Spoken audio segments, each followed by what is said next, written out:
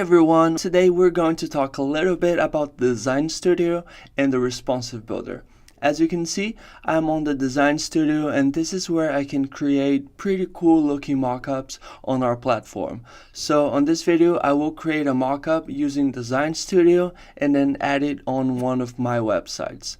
So let's jump right in. First, I will pick a mockup. And now I will add my own image to this blue area to simply make it my own. I click on Upload Media and I select the image and click Open.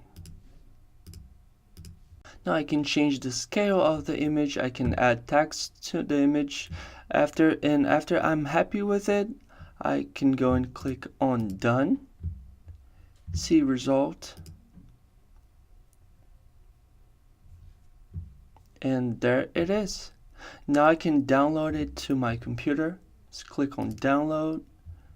And now I have it saved on my computer. And then go to my Responsive Builder website and add my own mockup image to the page. Let me pick one image. Scroll down a little bit. And let's take this one. Click on Change Image. I pick the image that I have right here. Click on Confirm, and there you go. Let me just tweak a little bit. Awesome.